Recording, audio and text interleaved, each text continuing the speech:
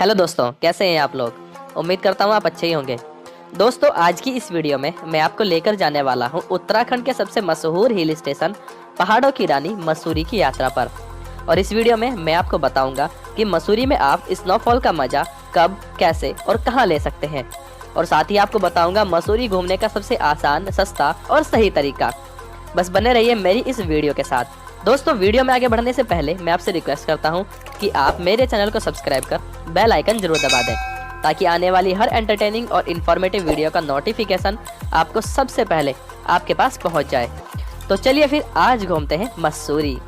दोस्तों, सबसे पहले बात करते हैं कि आप मसूरी कैसे पहुँच सकते हैं। दोस्तों, मसूरी पहुँचने के लिए आप सबसे पहले उत्तराखंड की राजधानी देहरादून ही आना पड़ेगा।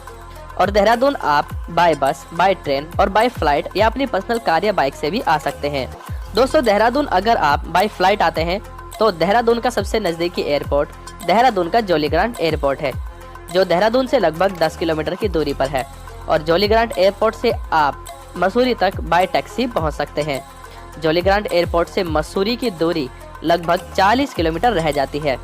और अगर आप बाय टैक्सी मसूरी जाना चाहते हैं तो आपको टैक्सी फेयर लगभग 1500 रुपये से 2000 रुपये के करीब पड़ता है। और दोस्तों, अगर आप बाय ट्रेन देहरादून आते हैं तो देहरादून के लिए दिल्ली से रेगुलर ट्रेन चलती रहती हैं।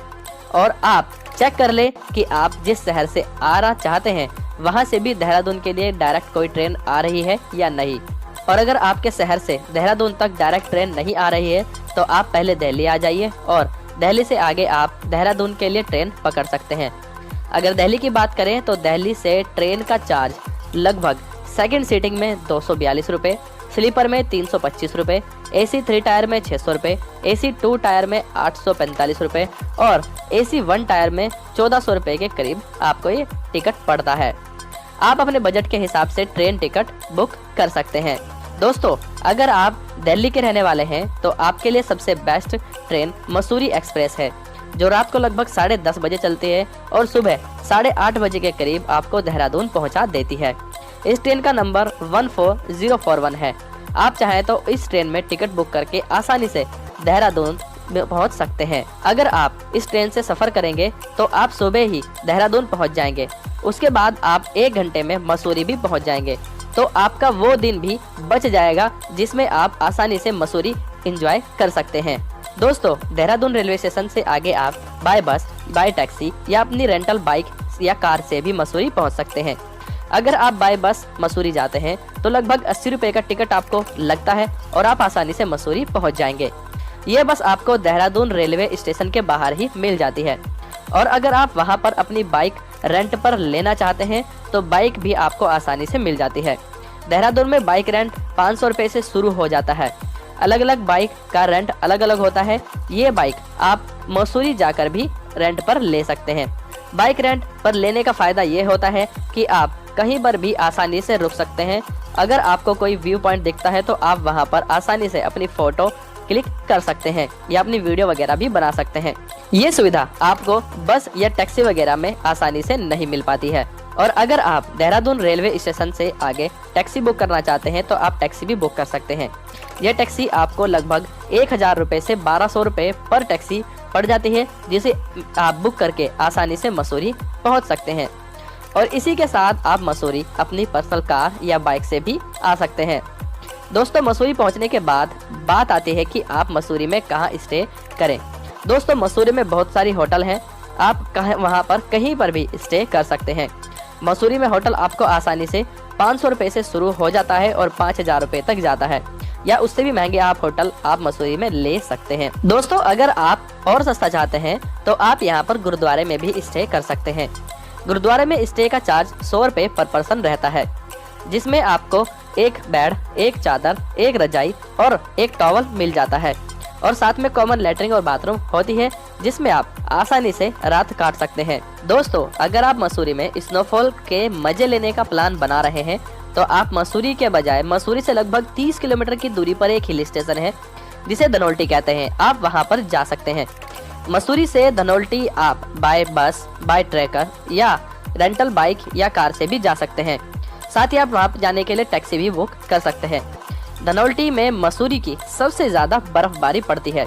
लेकिन अगर आप मसूरी में स्टे करना चाहते हैं और आप चाहते हैं कि मैं धनोल्टी जाकर स्नोफॉल का मजा ले आऊं, तो आप वो भी कर सकते हैं। आप मसूरी में होटल ले लीजिए और सुबह सुबह ही आप धनोल्टी के लिए निकल जाइए। और वहां पर अगर वेदर सही है तो वहां पर आप स्नोफॉल का मजा फुल एंड टॉप मजा ले सकते हैं। दोस्तों, अगर आप धनोल्टी में स्टे करना चाहते हैं तो आप वो भी कर सकते हैं। धनोल्टी में भी होटल 500 रुपए से शुरू हो जाते हैं और 5000 10,000 रुपए तक जाते हैं।